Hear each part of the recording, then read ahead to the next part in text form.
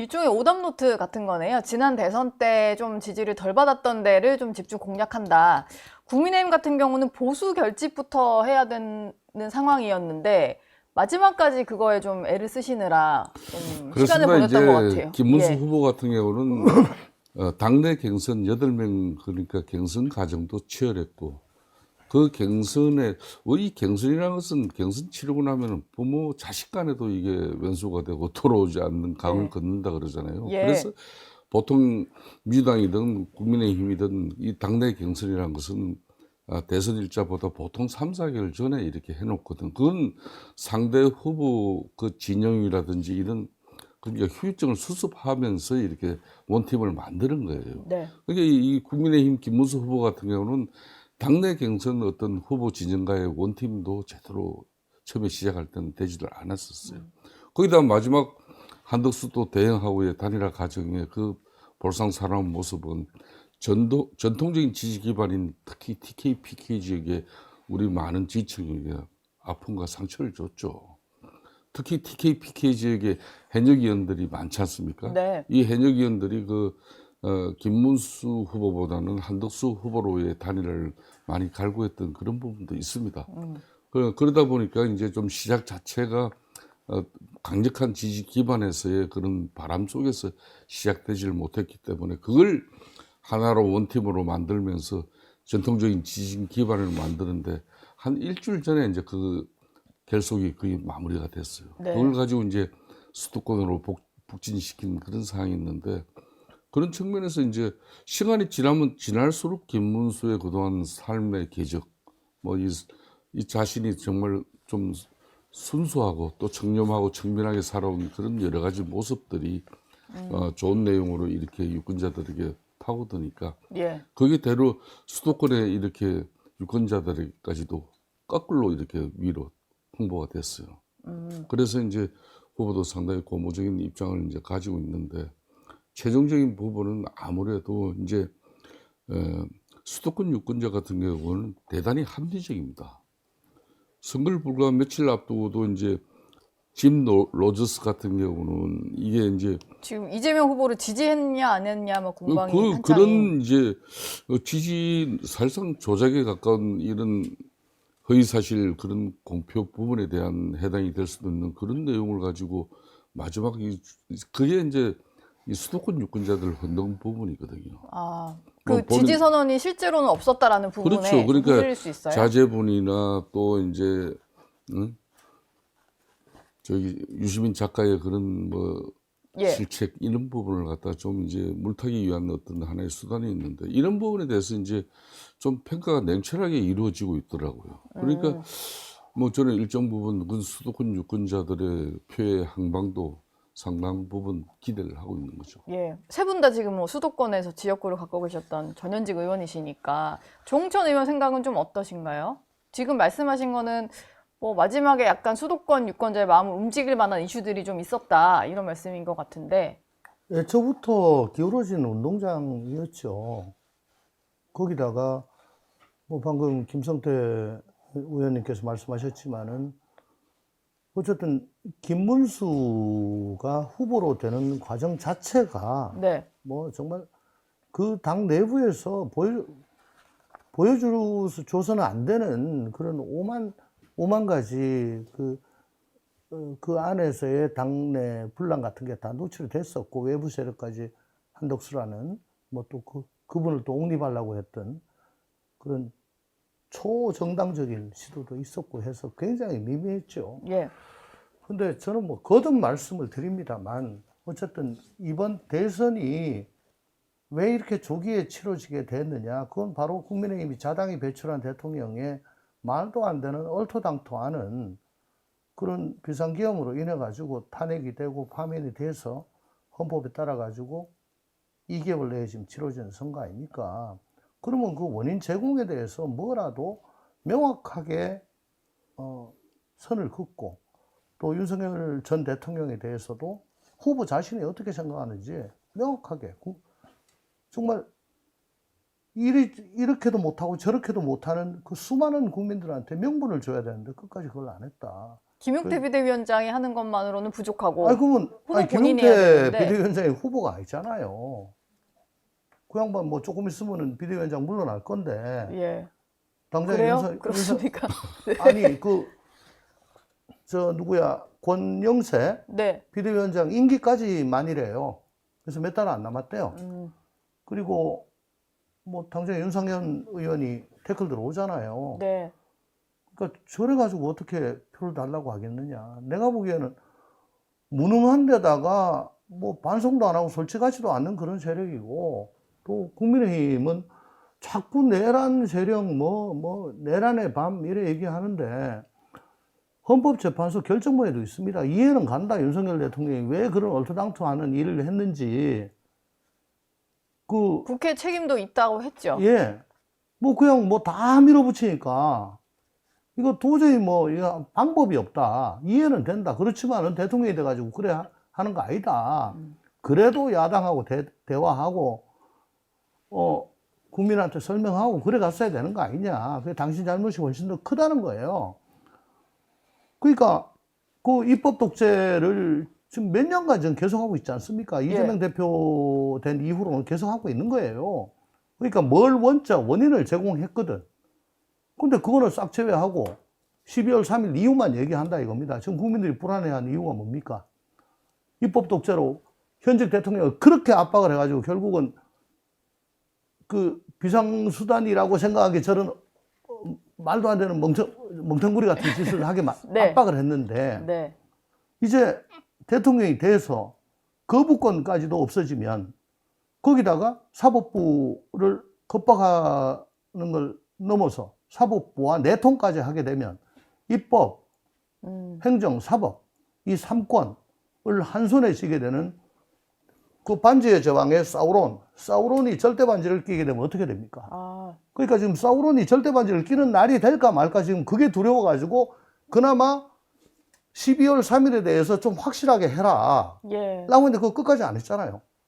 절대 반지 끼는 상황을 좀 막아야 되는 거였는데. 막고 싶은데 또 여기도 갈 수가 없는 거예요. 예. 그러니까 민주당에게는 정말 좀 대한민국 국민의 해먹기가 너무 힘들어요. 예. 선거라는 게 원래 이제 왜 치르는 거겠습니까? 선거라는 거는 잘하는 사람한테는 잘하는 세력과 정당에게는 또 표를 줘서 또 예. 책임을 한 번 더 맡기고 잘 못하면 또 심판을 해가지고 다른 데로 바꾸고 이런 거지 않습니까?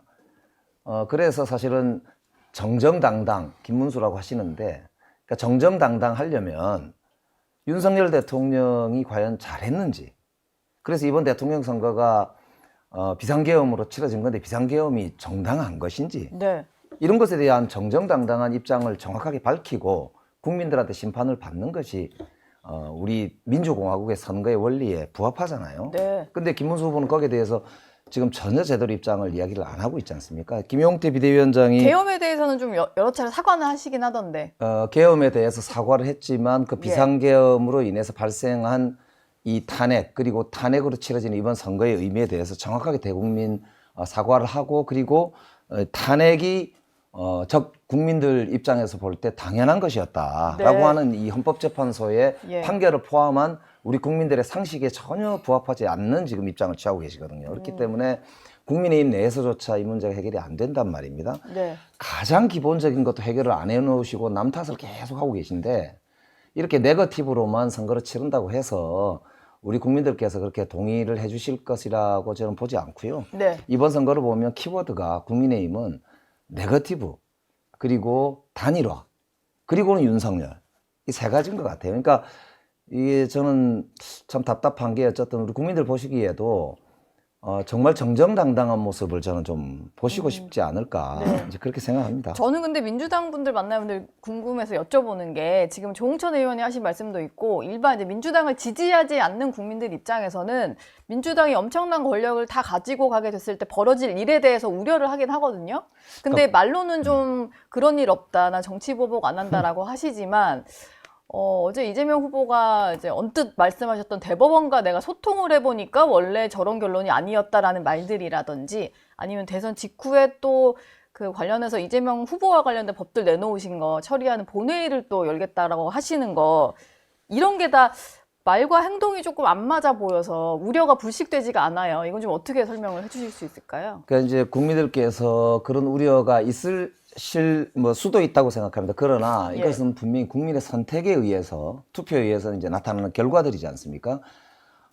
사실 이제 아까 이제 이재명 후보가 이제 방송에서 출연하셔가지고 잠깐 하셨던 말씀도 보면은 직접 소통한 것이 아니다라는 분명히 설명을 하셨고요. 예. 대법원 주변에서 일부 소통이 이루어진 것을 이제 그냥 소개하는 이런 말씀을 잠깐 하신 거기 때문에 네. 뭐 직접적으로 무슨 소통을 했다거나 하는 것은 과도한 네거티브라고 볼 수가 있습니다. 예. 특히 이제 지금 입법과 그다음에 대통령까지 이렇게 민주당이 가지게 되면 네. 굉장히 뭐 괴물 독재가 되지 않느냐 이렇게 표현을 하시는데요. 이명박 대통령 때도 보면요. 이명박 대통령 그 당시에 한 200석 거의 가까이 사실은 이명박 대통령과 함께하는 정당이 집권을 했었습니다. 네, 그럼 한나라당이. 그때가 괴물 독재였느냐? 예. 꼭 그렇게만 또 평가하시지는 않을 것 같단 말이에요. 그러니까 이게 이제 우리가 민주주의 국가에서 선거를 치르다 보면 네. 그 정치 세력이 국민들에게 어떤 평가를 받느냐, 어떤 책임을 지느냐 이런 문제가 아닐까 이런 생각을 하고요. 네. 더불어민주당 내에서도 다양한 목소리들이 있기 때문에 충분히 자정 능력을 가지고 있고 앞으로도 정말 더 책임감 있게, 더 책임이 무겁게 주어진다면 더 책임감 있게 일을 할 수 있다라고 하는 점 분명하게 좀 말씀을 드리고 제가 싶습니다. 한 말씀 좀 드릴게요. 더불어민주당 내에서 다양한 목소리 내려다가 도저히 못 살고 나온 사람이 접니다. 예. 그나마 또 본인 얘기를 또 저렇게. 예, 아니 그 이후에는 더불어민주당은 암전 상태고 스테레오가 아니에요. 모노예요. 한 목소리만 나와요. 조금만 거기서 이탈하면은 네. 그냥 저격 들어갑니다. 무슨 다양한 목소리예요. 뭐 그리고 내부에 잠재되어 있을 수는 있잖아요. 지금은 조용하더라도. 어쨌든 머리 들면 살아남지 못하니까. 그리고 누가 그랬습니다. 움직이지 마라. 움직이면 죽인다. 네. 나와 당원이 죽인다. 라고 얘기했습니다. 대놓고 방송에 대고 그런 얘기를 해요. 예. 국민의 선택이라고 말씀하시는데 이 국민의 선택. 전체 국민은요. 이건 추상적인 겁니다. 가정적인 겁니다. 실체가 없습니다.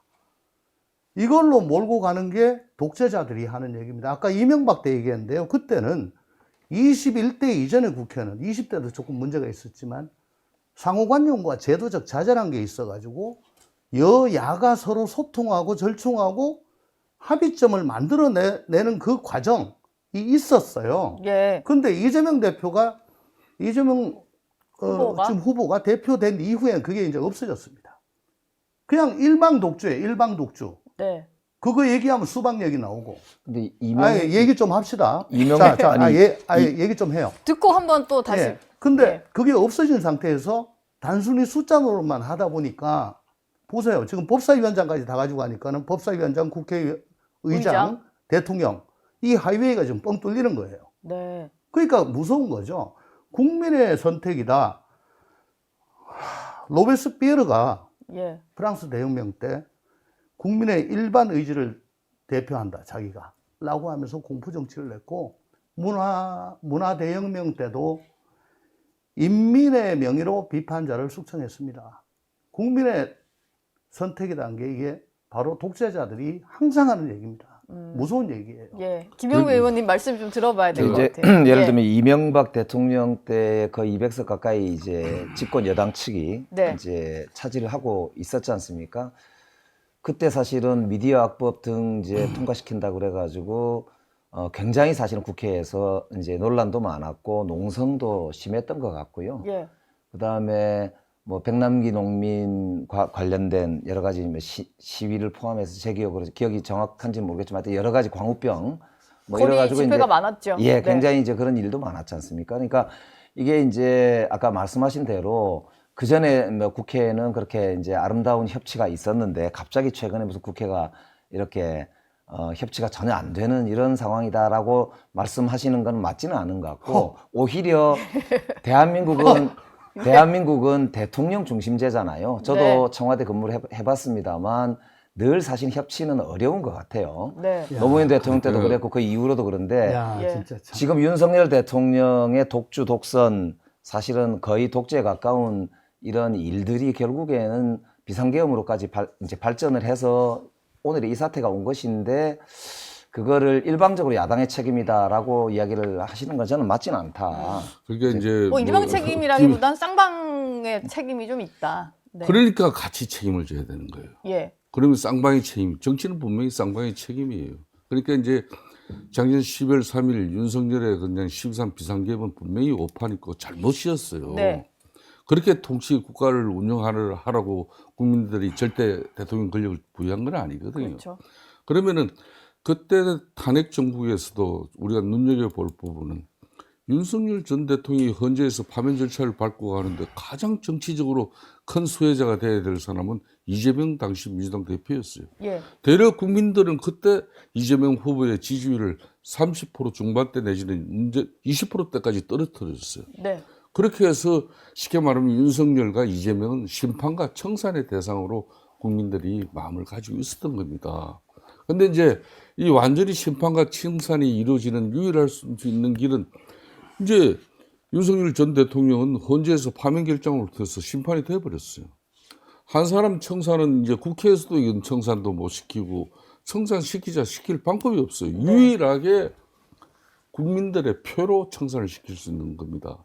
그런 측면에서 이제 국민의힘이 이 내란 그러니까 윤석열 전 대통령이 이미 그 사람 혼자 그냥 설계하고 기획하고 또 실행해가지고 이루어진 이 12.3 비상계엄 이 자체를 갖다가 보수 정치가 개멸될 정도로 이렇게 국가적으로 이렇게 견제 동력을 갖다 실종시켜 버리는 이런 절체절명의 위기를 갖다가 계속 윤석열하고 연결시킨다는 것은 그건 맞지 않아요. 그러니까 예.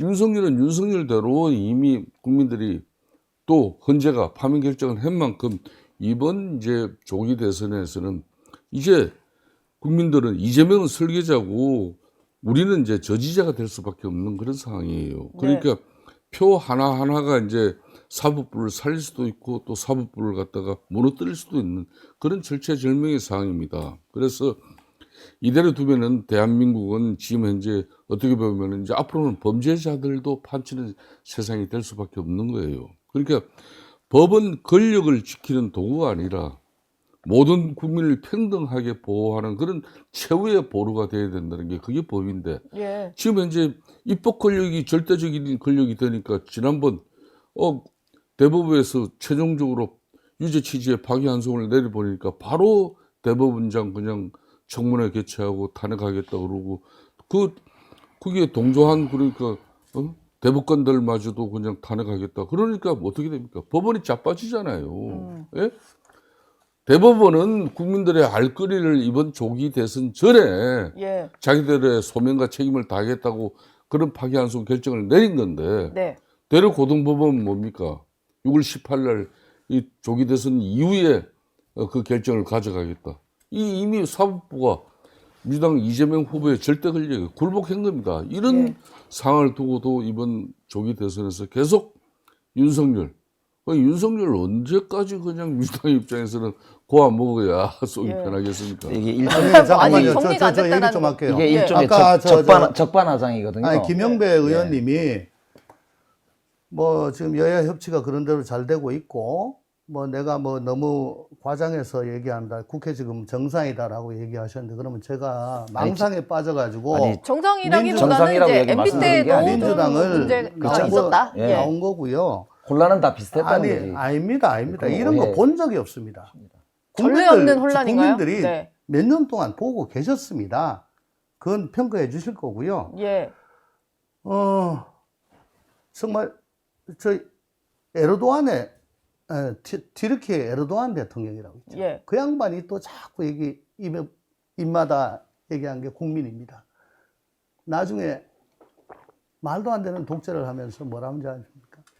We are the people. 우리는 국민인데 who are you? 반대자를 니네들은 뭐냐? 라고 되물었어요. 예. 모든 건 이제 국민의 이름으로 갑니다. 지금 국민 주권 정부라고 한다고 하지 않습니까? 네.